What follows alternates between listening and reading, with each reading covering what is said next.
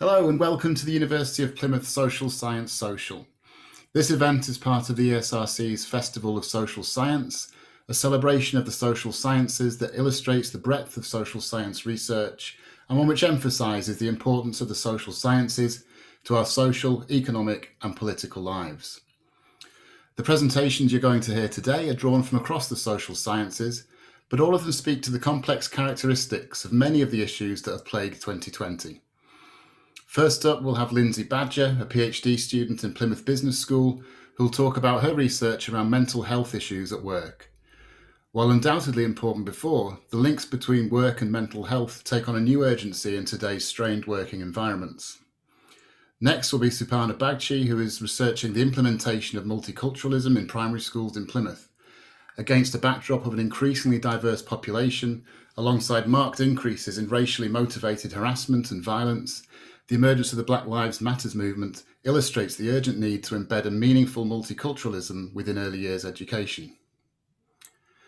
Nigel Firth, an associate professor in law, will be talking about his current research project that examines the efficacy of the law in relation to the rise in cases of assault against emergency services staff, particularly in the context of COVID-19. Finally, we'll have Felix Gradinger, a social scientist and researcher in residence at the Integrated Care Organisation at Torbay and South Devon. He'll be talking about his role as an embedded researcher in developing a closer relationship between academic research, practitioners and service users within health settings. We're shortly going to hear the presentations from our speakers in sequence, during which time you can submit any questions using the tab at the bottom of the Zoom window. There'll then be an opportunity for a short question and answer session with our speakers. Okay.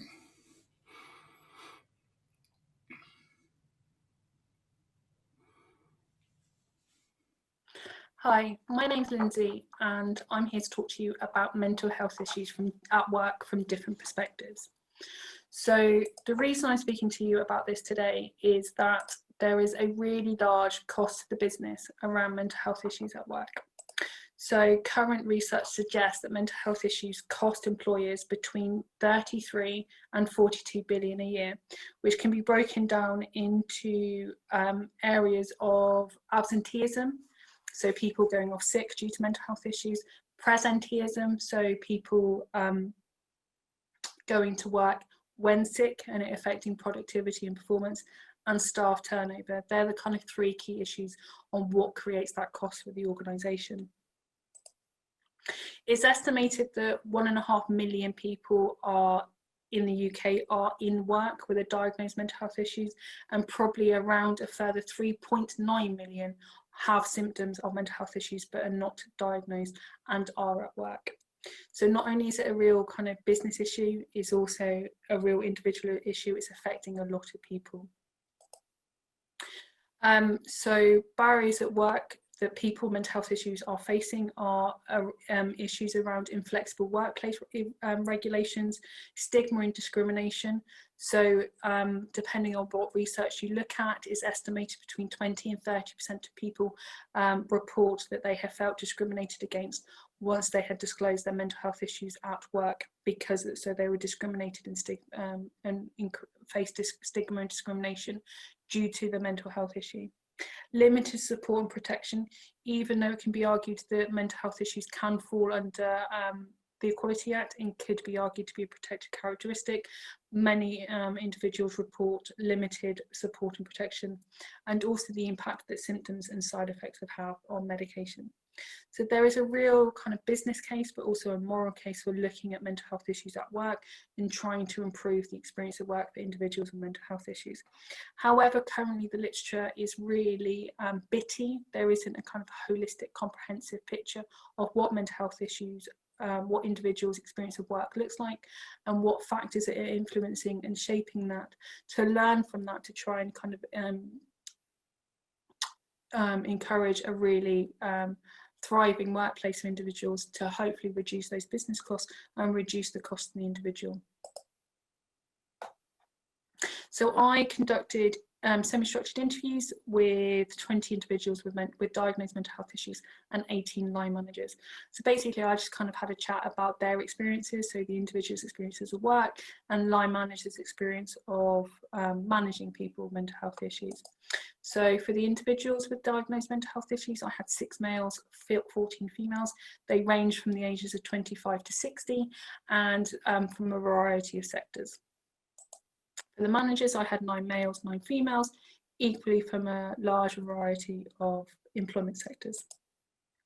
So the individuals consistently reported, and I think like all individuals reported, the importance of the work design, so the design of the work that they were undertaking. So things around autonomy, so that choice to when they worked, how they worked, control over what they did and when they did it. And support and not being overworked. So being able to be busy, but being able to choose what you were being busy at and when you did it and how you did it. The line manager was key for the individual's experience of work. So some people reported really great line managers, and they are the reason that the individuals were given for the reason they were still in work, all the way to people leaving the organisation due to the unprofessionalism and the impact, the negative impact the line manager had. So one case, one individual reported the line manager was gossiping behind the individual's back, which led to really high anxiety and panic attacks in the individual, which led to the individual leaving the organisation. The line manager wasn't about following process and policy. It was about being a human being and being compassionate and caring about the individual and checking in. So a lot of the individuals reported the importance of that kind of informal checking in process that a lot of line managers struggled with. The line manager, as I've stated before, can have a huge impact on the individual. So previous research does demonstrate that, but my research reinforces the importance of the line manager and the importance that their behaviour has on the individual. So it's not just the behaviour that they interact with the individual and communication with the individual, it's also how the line manager reacts to other colleagues, other employees, and in other situations. Individuals also reported the importance of colleagues and communication with colleagues. So having a supported culture, feeling supported, feeling like you can have a chat, feeling like people actually cared about you.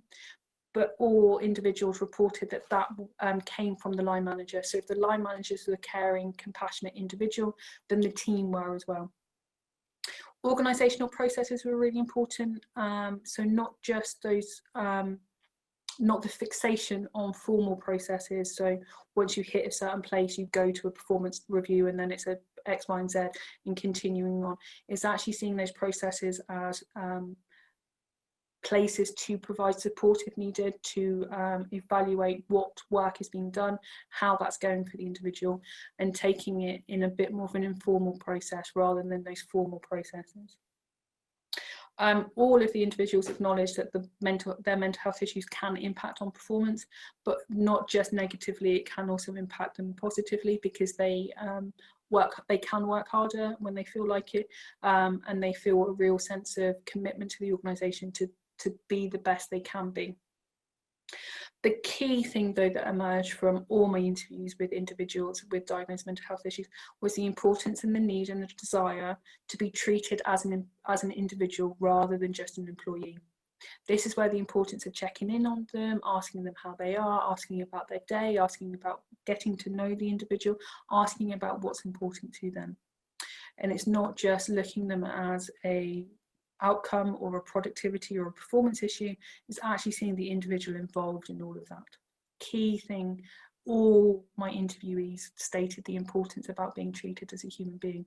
So this idea about treating people how you would like to be treated yourself if you were in kind of difficult circumstances or challenging circumstances, which is really interesting. But when you look at line managers, all my line managers that I interviewed wanted to be good managers. They all wanted to support their employees. They wanted to support individuals, but due to a whole number of factors and a whole number of reasons, they felt unable to, and they felt inadequate to.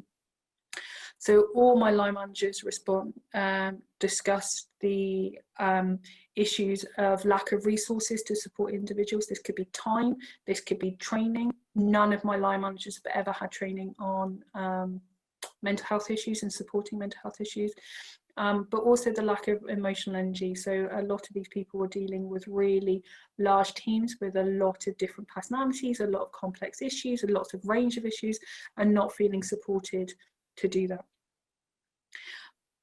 Not only was there a lack of resources, there was also an incredible demand from the organisation for the line manager on the line manager. So not only did they have not enough resources, they were also having far too many demands put on them, and the organisation demanding that they focus on performance, productivity and outcome rather than the people management. So most of my line managers that I interviewed were having to do the people management stuff. They were either having to carve out that time, they were having to force that time, or they were having to create that time in their own personal time. So they were taking things home, they were taking the people management stuff home, because they knew how important it was. They knew how actually people come first, and then that leads to performance outcomes. But the demands of the organisation were not doing it. All my line managers reported a lack of support from their own line managers or higher up in the organisation. And also the difficulty that they were facing having the responsibilities of the policies and processes of the organisation, but balancing that with the need of the individual. So two quite different viewpoints, but actually they do kind of come together to form a slightly bigger picture. So the individual's experience of work is really influenced by work design colleagues, so things around autonomy, control and support, but also having supportive, compassionate line managers.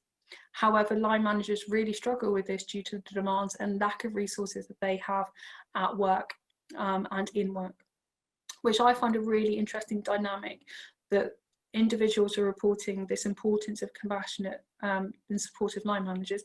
Line managers are wanting to, but actually very little resources, time, training, and too many demands on them to actually be able to do that effectively. So that's kind of my current big picture around how this all fits together, which I find really fascinating and really interesting. Thank you for listening. Cheers. Hello, everyone. I'm Suparna Bakchi, and thank you very much for giving me this opportunity to present my research. My research is on enacting and implementing multiculturalism in primary schools of Plymouth. And I'm looking at, rather exploring, the attitude and perspectives of the parents, practitioners, and students in the primary schools. Sorry for bombarding you with the question straight away, but do you have an idea about what percentage of population do children and youth from ethnic minorities constitute in Plymouth? Well, if you've guessed it's 25%, it's not. If you've guessed it's 13%, well, that's the national figures. In 2011 census, 13% of British population identified themselves as BAME, that is, belonging to British, Black and Asian minority ethnic community. You can see 7% there. Yes, that's the figure for Plymouth. Well, you might think that that's a very small figure, but let me tell you that Plymouth has experienced a twofold increase in its minority ethnic population from 2001 to the 2011 census. And as the trend goes, it has been said that by the time the next year census comes out, there will be more percentage of people from Plymouth constituting the BAME population. So the question here, which is important, is that how can these children from ethnic minority communities be integrated in the mainstream education system? And that is more important in a place like Plymouth, which has got a historically low ethnic diversity. I'm researching on multiculturalism, which falls under the broad umbrella of inclusion. Inclusive education is a fundamental element of the education system, understood as a process whereby the ordinary educational institutions respond to the diverse needs of their students by adopting various measures. So it entails not only admission of pupils from across various capabilities and backgrounds, but also restructuring the education system in such a way that it caters to the said changes. Inclusive education is a rather recent concept. It was launched in 1994 by UNESCO through the Salamanca Statement and Framework for Action. Multiculturalism as a concept, it has been defined in various ways, so it might not be possible to understand it in one fixed way.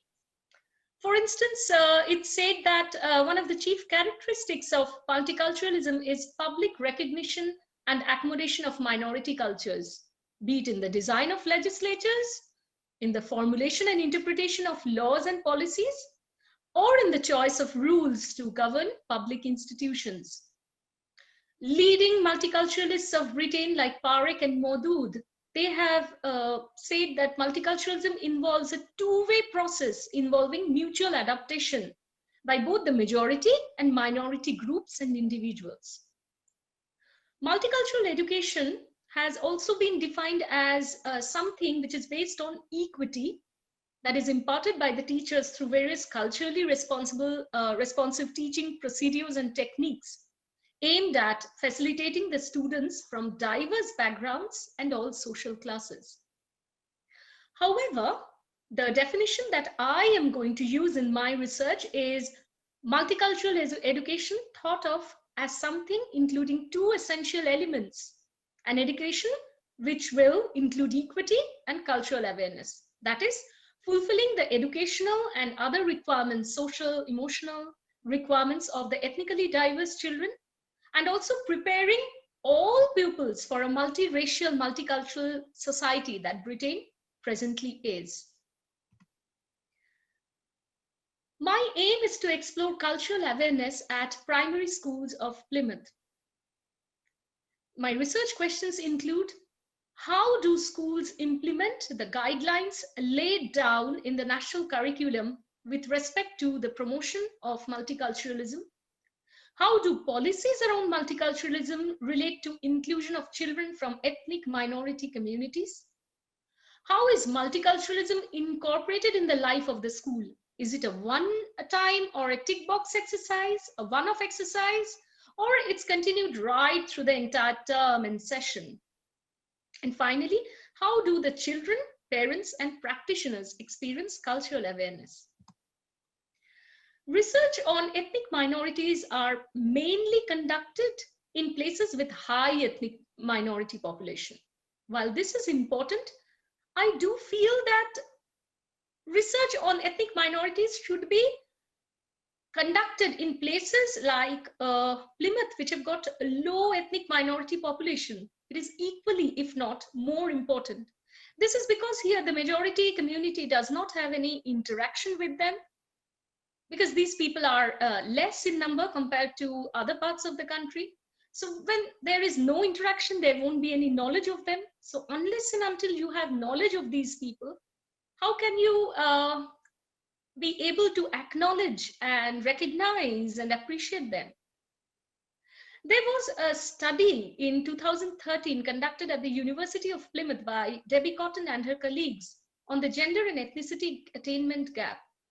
However, this was only on the university students who come from not only various parts of the country, but also from other parts of the country, from other parts of the world. So it was not a study exclusively on settled minorities in the city of Plymouth. And another reason why people should be embracing multiculturalism by embracing the various different ethnic minority communities is that the PTREC had reported, the Plymouth and Devon Racial Equality Council had reported 50 racist or religiously aggravated incidents per day in the city of Plymouth only. So this is a worrying concern. Mine will be a qualitative methodological approach, and I'm going to use my position as a researcher, as a member of the diverse ethnic community. I am going to conduct my research in 4 Plymouth primary schools.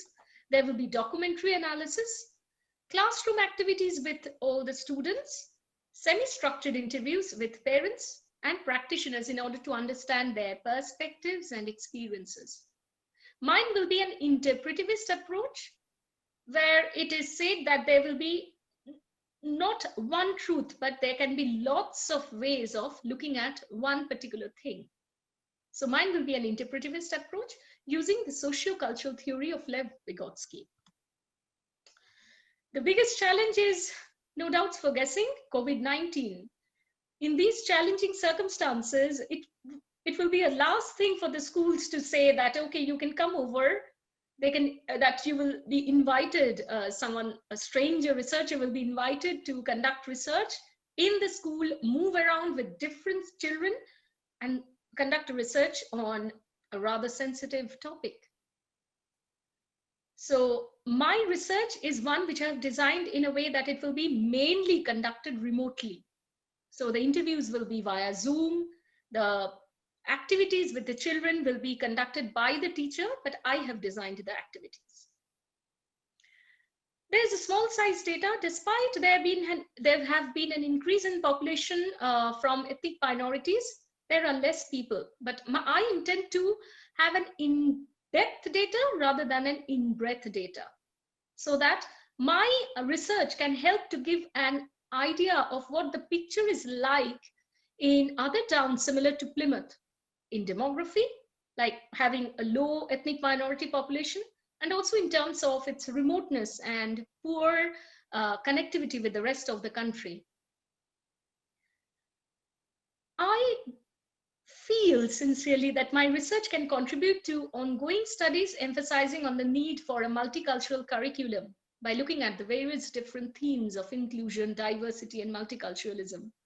So it might have a wider appeal to a much broader audience with national interest.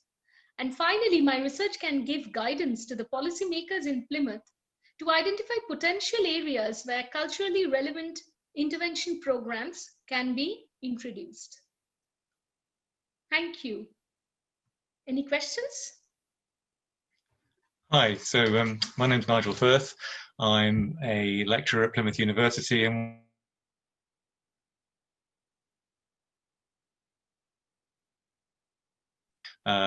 by some cases where people have been involved in spitting at emergency workers in particular when they have COVID or are claiming to have COVID. And I was slightly shocked at the low level of sentence that seemed to be imposed in those cases. So I thought this was a good area for research in terms of whether there were more serious offences that could be charged, and also to look at some of the data and statistics in relation to what actually was being charged and how it was being prosecuted. And also, I guess, the question of whether it should be prosecuted, whether it's something that should be criminalised. So let's just have a look at some of the law in relation to this, and then we can flag up some think points for you to consider. So this guy is called Andrew Wilson. He was involved in an incident in Birmingham, and when he was arrested, he tried to spit at police officers and did in fact succeed. And he said, "I hope your family dies," as he was doing it. So what offences could he be charged with? Is this just a basic assault, or could it be something more serious?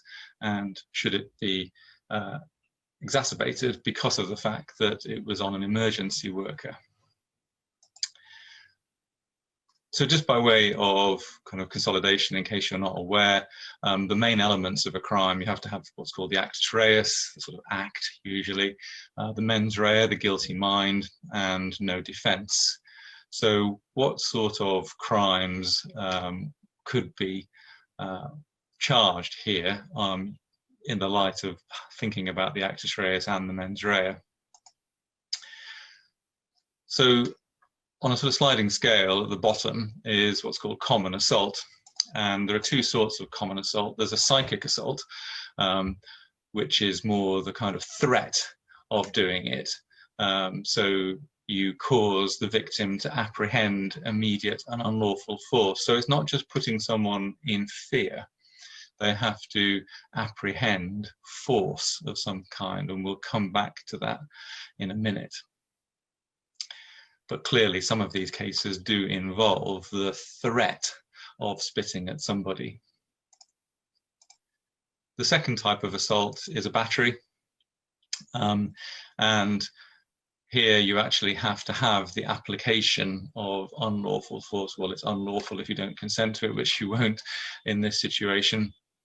And so the question really is what force means here. And the courts have said that force is relatively minor. It doesn't have to be violent. It doesn't have to cause a lot of harm. So the courts would say, I'm sure, that spitting on somebody would be force. And even though it's not you hitting them directly, it's still directly from you through the spit. It's a more tricky issue in relation to coughing, but even if a few droplets ended up on your face, then that could count. And as I say, I think in any event, there's the apprehension of somebody spitting on you could count as an assault. And the mens rea is simply that you're intending it, or you're being reckless, subjectively reckless about the assault or battery. So that would seem to be a charge that could definitely be made out. Whether it could be a more serious offence, I think, is the issue academically. And there are problems here, because the next one up on the scale and some of the other ones beyond it, so starting off with section 47, you have to have actual bodily harm, so not just force. Well, actual bodily harm can be anything that interferes with the health or comfort of the victim. So again, not particularly serious, so that might be okay. The more difficult question, I think, is that it has to occasion or cause. So the spitting has to cause the actual bodily harm. And if you're talking about COVID as the harm, you've got to show that causal link. I guess if somebody self-isolated immediately after the incident, then it would be easier to prove. And don't forget that in a criminal case, you have to prove it beyond all reasonable doubt. But if he doesn't self-isolate, the person doesn't self-isolate, then you can see that there might be a break in the chain of causation. The fact that somebody's more vulnerable and more susceptible to a more serious form of COVID and a more serious illness, you have to take the victim as you find them. So I don't think that would be a problem. So it comes back more to occasioning, I guess, unless the victim does something extreme afterwards. And the mens rea doesn't have to relate to the actual bodily harm. It's enough if you have the mens rea in relation to the assault or battery. So could it be even more serious an offence? Could it be something like section 20, which is inflicting or causing GBH, grievous bodily harm? And there have been cases in a similar vein that have considered this. In the case of Diker in 2004, he gave his victims HIV, being aware that he had HIV, and the courts have said that that is a form of GBH, and in that case he was sentenced to around 8 years in prison. So there is a sort of precedent for this, but even if it is GBH, it still has to inflict it, you still have to cause it, so that would be a problem. Likewise, under section 80, you have to cause GBH, but then you have to show intent for this. You have to show intent to cause GBH. Could it be an even more serious offence? You may be aware of the case of Miss Mujinga, who was a worker on the London Underground, and someone spat at her and she sadly died 2 weeks later. And so this case is being moved forward by the Crown Prosecution Service to see if it does in fact potentially amount to murder or manslaughter. But again, there's problems of causation, although there is recent cases in manslaughter where the courts have indicated retrials to look at a range of causes, not just saying you have to only prove that one single cause. If it's a substantial and operating cause, then it will do. And for attempt murder, you'd have to show intent to kill. So you can see problems here for the prosecution. So how are they currently charged generally? Well, there is a separate offence of assault on emergency workers, and I'm not sure what you think the sentence should be for this, but it's increased from the normal sentencing. So assaults generally don't get more than 6 months, and in fact often get quite a lot less than that. And so the sentence in this case on assault workers has been increased to up to 12 months. And there's also a joint statement now on emergency workers to ensure that there's more effective prosecution in relation to assaults on emergency workers. So they are taking steps to make sure that they follow it through, the CPS follow it through more. And there are charging standards and sentencing guidelines generally for assaults, and look at the severity of the harm, but you'll also look at aggravating factors, and COVID would be one of the aggravating factors. So my research, I think, will partly focus on the idea of how many of these offences are being charged and what sentences they are getting, and some initial findings. Well, you might be surprised to hear that last year there were 20,000 assaults on emergency workers, and that there's been an increase of around 25% in the last 12 months, and that 300 of those involved coughing and spitting in some months. So it's quite a problem, but we need more research on the stats. So how should we deal with this next? So I'll leave this for you as think points. Should the maximum sentence be increased? Well, there's proposals for it to go to 2 years. Should there be more prosecutions? Well, my research so far indicates that around 75% are on emergency workers, but it varies by region. Or is that not the answer? These people often do the spitting when they are in extreme circumstances themselves. They're just lashing out at the first person in the front line, and maybe criminalization isn't the answer. Maybe it's more to do with reconciliation and restoration, and some of the sentences that are relatively low in this case, community order work, community orders, or fines in some cases. So there's a summary if you want to have a look through a news report. So there's a link there that might get your thoughts flowing about this, but I'm hoping that more research will indicate what is being done. Thanks for listening, and I hope you found that interesting. Hello everybody, and thank you for joining this great event and celebrating social science at the University of Plymouth. I'm delighted to talk to you today about what are embedded researchers in residence and why I think we need them now and going forward. My name is Felix, I'm a social scientist and have worked in various shapes or forms around health services and social care, mental health research in the past 10 years. And as always, collaborative research efforts wouldn't be possible without a whole host of people out in the real world, as well as in the university, and some of those are listed at the bottom. Julian, my fellow researcher in residence in Torbay, without whom I couldn't have done any of this today. Deborah, another embedded researcher working in council in Devon, and Emma and Karen based in Plymouth doing embedded research with the Wolseley Trust, as well as my supervisors Sheena and Richard, who keep us on the straight and narrow. The disclaimer is that anything I share today is my opinion and none of the people I represent, and the people that fund us, that include the Torbay Medical Research Fund, the Torbay and South Devon NHS Foundation Trust, the Integrated Care System in Devon, so that's the Clinical Commissioning Group, and Council in Devon, and we're also supported by the NIHR Applied Research Collaboration.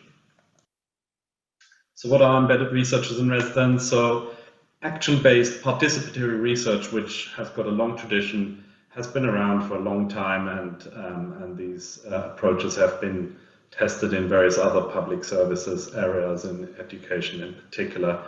But most recently it's been championed by Professor Martin Marshall, who is also now the president of the Royal College of General Practitioners.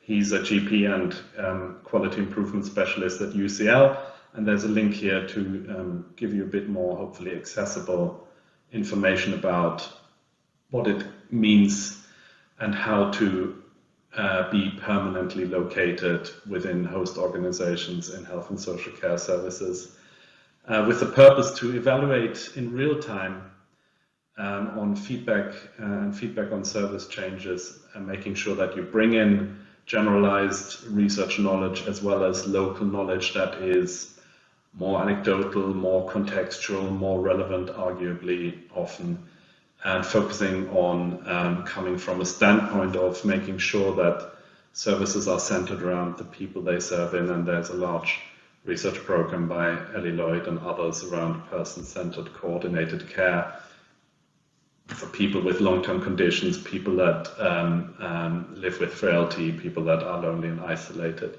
So we've got currently various embedded research programs in Devon, and are ambitious about getting more money to do this across the peninsula and nationally. You see an example there of us working with colleagues at the University of Plymouth Clinical Schools, where we actually got together that multidisciplinary team. That's very much the philosophy, that researchers become part of the frontline staff, the managerial staff, and you see there people represented from the voluntary sector, from senior management, from physios, nurses, pharmacists, the GPs, social care representatives, mental health, and community matrons, and myself and Julian there on the sides. How does it work? A bit like an octopus, for lack of a better metaphor. You change colors depending on context. You make yourself fit through open or closed doors as much as you can, using all the levers and tentacles to get some traction and to shift people towards more evidence-based practice. We've done a bit of a survey in 2019, halfway through the 5 years we've been in Torbay and South Devon. It impacts on people mostly, which is not surprising. We build trusting relationships with a range of stakeholders across the system, not just NHS, but also from the voluntary sector. We work closely with patients and patient participation groups in primary care, for example. And then we hope that through this it impacts on the culture and processes and the decision makings of the host organizations that we're embedded with. Just to give you a few concrete examples, you might have heard that there's a great push nationally from the NHS England, to have so-called link workers, social prescribers, people that essentially do stuff that's not just medical, but that looks at people as a whole. So their personal environments, their activities of daily living, being part of something bigger and being connected. And we are fortunate enough that Devon is quite prominent in this through some of the evidence that we've produced around how to link people to activities and support them socially. Through Michael Dixon, who's working with us at the Devon Council and commissioning levels. Also through the Southwest Academic Health Science Networks, which is developing an institute locally and nationally. And he's also the National Social Prescribing Link. And we've done a rapid survey during lockdown, actually, to find out how are these primary care link workers that are now coming online, as well as those primary care networks that are commissioning the voluntary sector to provide that link function to activities that are happening in the community. And we fed that straight back up through Michael to say, actually, you need to also not only invest in the actual linking, but also into the development of communities themselves, so that they have the facilities to provide transport, community activities, memory cafes, befrienders, whatever it might be. And actually quite proud to say through this quote here that it was fed up directly to decision makers, and an additional amount of money was released nationally to support that infrastructure investment, rather than just funding those so-called link workers. You can follow the links on the survey we've done this May. We also engage a lot with volunteers themselves to showcase the benefits of volunteering itself as a social prescription, as a social activity that connects and provides meaning to people. And you might want to check out Julie's video that we presented at the Eden Social Prescribing Network conference in 2019 with Volunteering in Health, one of the partners we work with in Plymouth. We try to make sure a range of voices are heard. The principle here is around bottom up, so both from the public, the service recipients, as well as those that deliver it, the staff, to understand that transformation in organization that is focused around people happens between the practitioner and the families that they serve. And there's a few quotes around that illustrating that from the survey we've done, as well as doing some media work of people sharing their own stories. This is a so-called wellbeing coordinator and their client. And we also do the most powerful thing, which is research agenda setting. So to identify areas where there is need and where it is something that comes not from the minds of academics seeking solutions for the real world, but actually, again, from the bottom up. And we were fortunate enough to have Chris Whitty's team coming to visit Torbay Council in May, and we put them in a so-called fishbowl. So this is the opposite of what we're doing here, is me talking at you. We actually have an interactive discussion, and it was quite powerful. We brought people from members of the public, we brought managers, we brought academics in to kind of illustrate what the power of embedded research. And this was the topic area here was that resulted from that was the high numbers of children living in care in Torbay, and we successfully got some provisional funding to explore that in a way, but it was now paused due to COVID. So in conclusion, exciting model.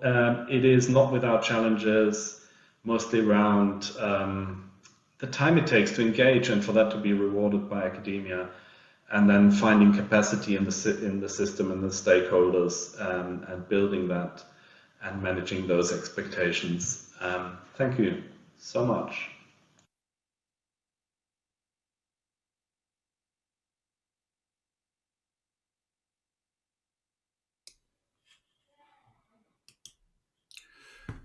All right, superb stuff. Thank you for those presentations. We've got a few questions to get through, but not so many that the answers can't be thorough and engaging. So first of all, is Lindsay there? Hi, yes, I'm here. Sorry, I'm making sure that I was muted so you couldn't hear the dog barking in the background. All right, well, okay, well, that's great. So, Lindsay, the question for you, do you think that line managers should have to undertake compulsory mental health training? For example, what do you think of the idea of them becoming mental health first aids? It's a really interesting question, and it's a really interesting topic that I have a lot of thoughts about, so I'll try and keep it as succinct as possible. So the challenge with training around mental health issues is that individuals experience mental health issues subjectively. They have their own symptomologies, they have their own experiences of it. So training managers on all of the symptoms all of the potential impact of that, I think, is probably impossible and also not needed. So this is where something like awareness training is brilliant. So mental health first aid is a fantastic kind of awareness training of, here's some diagnoses, here are the symptoms, here are things to look out for. The challenge I have with that kind of training, though, is that still doesn't enable a manager to have a conversation with an individual. It still doesn't enable the line manager to have empathy, to have compassion, to be able to have a conversation, to treat an individual as an individual. And that's where I think the training needs to be, is actually on how to have conversations, how to ask meaningful conversations, how to listen, how to support individuals as individuals. So I don't think necessarily it needs to be specifically on mental health or mental health issues, but I just think maybe it's about supporting line managers and giving them training on how to have a conversation, how to sit with someone who's upset or sit with someone who is struggling, and kind of put the person back into that conversation. The problem I have with things like mental health first aid is it's very prescriptive. It's very much about, this is the diagnosis, these are the symptoms, this is what you want to do. I know, and I've been researching this area for a really long time. I've been having lots and lots of conversations about it. I know no one who actually fits in any of those brackets nicely. They don't sit in those boxes nicely. So how a line manager is supposed to do anything with that when the training says this is what it looks like, and actually what they're experiencing is something very different. So that's where training on things like conversations, asking really good questions, kind of supporting people, I think, is the essential side, rather than necessarily specific mental health training. There's my answer. Thank you very much. All right, thank you very much, Lindsay. Thank you. Okay, so next up we have got a question for Suparna.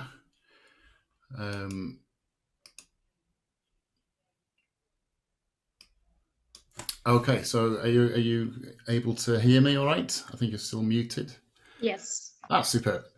So Suparna, do you have a sense of whether policymakers will engage and be interested in adopting changes to policy and curriculum relating to multiculturalism?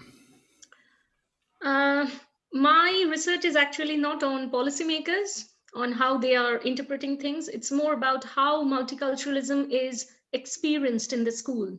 So it's more about me exploring how multiculturalism is incorporated, how it permeates the school life, the everyday school life, like how it permeates, whether it's a one-off exercise, a tick box exercise, or it is seen right through the session. As a part of my literature review, I have seen that there's a lot of difference. There's a literature gap which exists between what the curriculum sets out and what is actually implemented or practiced in the schools. So I wish to explore this phenomenon of multiculturalism by interviewing the practitioners, the parents, and also having various classroom activities with the students. And my entire research will be remotely conducted, thanks to COVID. Just relating to COVID then, what do you think the likelihood of the kind of appetite for engaging in these sort of programs and so on will be, given the kind of really complex landscape around online teaching, trying to engage younger children in particular on kind of on the existing curriculum as it stands?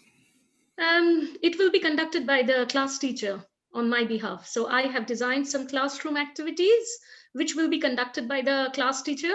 Yes, it is tremendously, it is asking for more already for the teachers. It's a very tough situation. It's very difficult circumstances. I have already changed my ethics thrice. So it's difficult, but I'm more than grateful that in the present circumstances, I do humbly admit that mine is a quite timely topic, given that COVID has alienated us in every way. Brexit has alienated us from the rest of Europe, and I think that I have got the gatekeepers access, and now see, I'm just keeping my fingers crossed that I can do the needful. But everything will be conducted remotely by adhering to the government's guidelines and the school policies. Thank you. All right, superb. Thank you very much. Okay, so I think on to Nigel now.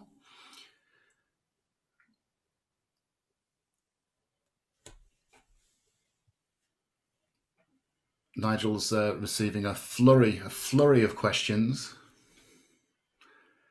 Okay, so first up, Nigel, are there any international cases? Are there any international cases relating to COVID attacks on emergency workers that can guide our responses or contextualize our responses in the UK? Yeah, there are. I haven't done that much international research yet because mine's in its early stages. But one of the surprising things that I found was that Belgium seems to be one of the hotspots for this in terms of published work. And their response to it seems to have been to increase the sentence. So it's up to 3 years in Belgium for COVID spitting on assault workers, on emergency workers, and most of the cases involve the police. And the fine, there's a large fine. I looked kind of also, as I commonly do with law, at Australia and New Zealand, because they have similar types of legal rules to us. And theirs is actually quite similar to ours. So it's generally 6 months, but they're going up to 2 years, and they've increased the fine again. And I guess my immediate thought was, I'm not quite sure who we're doing this for. If it's acting as a deterrent, I'm not quite sure it's going to work as a deterrent. But if it's to show people that action will be taken, if it's to show the emergency workers that they're being protected, then I guess I can see it from their point of view. So I do need to do some more research to kind of have benchmarks with other countries. But so far, I've only looked at Australia and New Zealand, and slightly oddly, Belgium. And in Australia, they have a separate law. They have a public health act as opposed to just criminal act. So this falls under that ambit, but they do have criminal sanctions. Okay, thank you. You're in luck. You've got a second question as well. Do you think that an element of premeditation should be taken into account regarding spitting? The fact that the criminal said, I hope your family dies, almost tells us that he was acting with intent. Yes, no, I think that's a very good point. And that, as I say, will go to the mens rea in terms of any particular offence that might be charged. The problem is with the actus reus and the fact that you've got to show that it's caused the injury. But if you're just looking at an ordinary assault, there are charging standards, and the charging standards take into account aggravating factors. And the fact that you're doing it in a premeditated way is one of the aggravating factors. And I'm sure that would then kind of make you go to the upper end of the scale. And for emergency workers, actually, the sentence is currently more than it is for normal or ordinary kind of people. It's a year. And the government's looking at increasing that to 2 years. I'm sure that that's also kind of in their minds, this premeditated element. And the thing that I didn't actually say, just as an aside, that I was just thinking about the last question, was that nationally, over the COVID kind of lockdown period, not too surprisingly, most criminal offences have gone down. I haven't got the very recent statistics, but nationally it's gone down about 20%, apart from certain offences like drug offences and domestic violence offences. But COVID has gone up. COVID spitting offences go up 25%. I'd be interested to find out what the very latest data is, because I've only got it up to May, and it may be that it's sort of the slight publicity with this. I know it sounds odd, but if people of a certain nature see this kind of happening, they pick it up almost as a good idea. So was it just a temporary period, or is it still ongoing?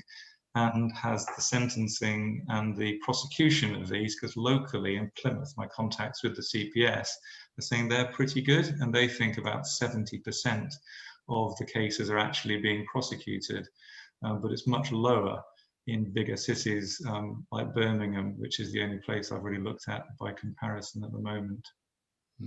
You mentioned the possibility of kind of increasing police powers in relationship to, I think you used spit hoods. Spit hoods you talked about. Is there any kind of anything you know about sort of appetite around that as far as the police are concerned, and what might be some of the issues around that? Yeah, but I think one of the things they're talking about is the ability to kind of compulsorily put a hood on somebody, a spitting hood, but that comes with its own dangers, and it's something that they do in America more readily with their powers. In fact, the UK system is more to try and act in a preventative way and give a warning first. But yeah, I'm sure there will be more guidelines coming up under this as an adjunct to the Police and Criminal Evidence Act. And the Coronavirus Act itself has a range of powers within it. But yeah, so I don't know any more than that at the moment in relation to that, because I haven't investigated it, Oliver.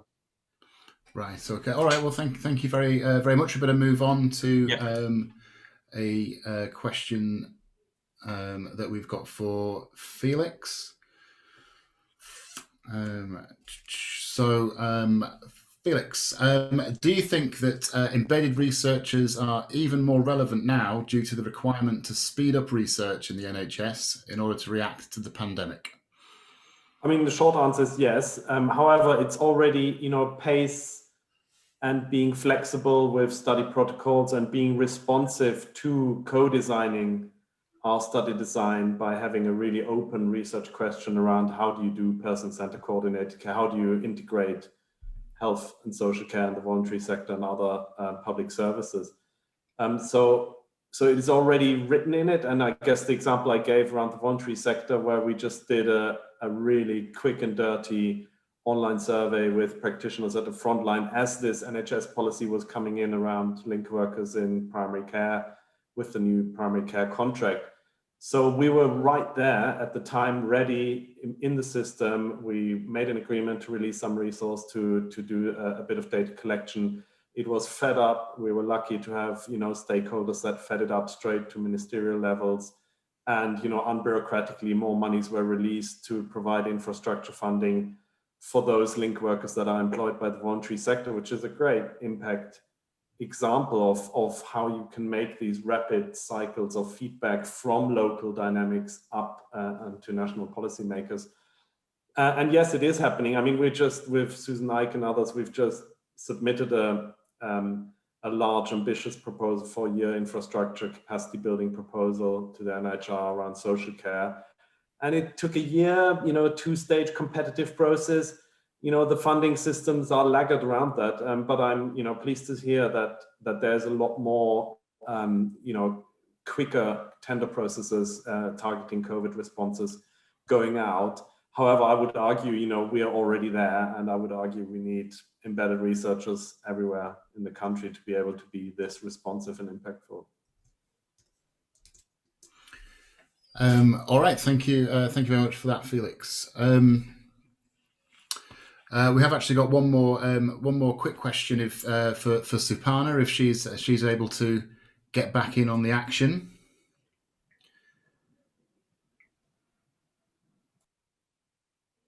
I just wrote it over there.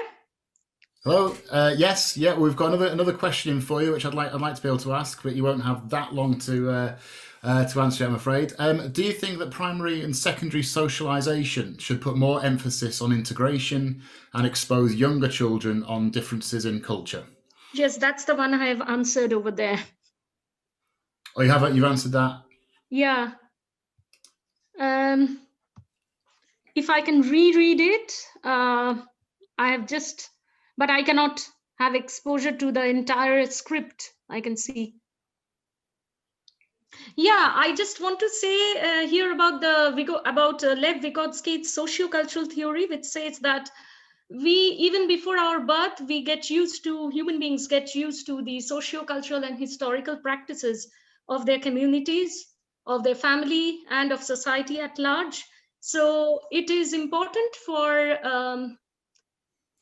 the early units of socialization, like family, like schools, to create an atmosphere where there's an exposure to cultural diversity, irrespective of whether there is a high number of children from ethnic minorities or not.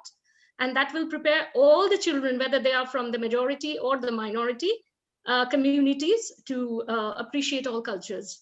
And this is more important in places like Plymouth, which have got very less people from ethnic minorities compared to places like London, Birmingham, Leicester, where, you know, the interaction is there. It's more spontaneous. When you go to a superstore, you see lots of objects from, you know, lots of food items of that these other minorities use.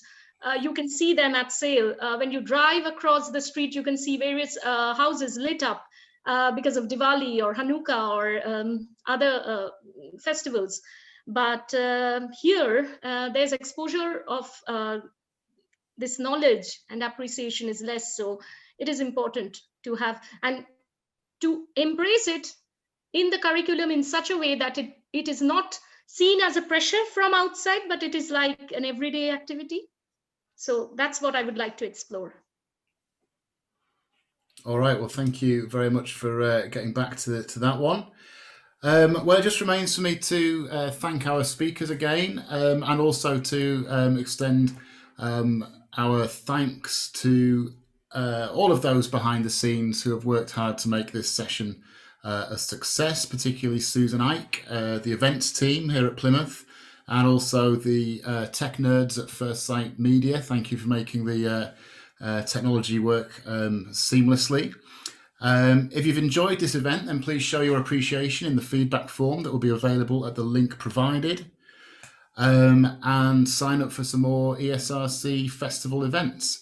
If you really, really enjoyed this event, then you can watch it back online from tomorrow. Check the event site for the link. And thanks again for coming.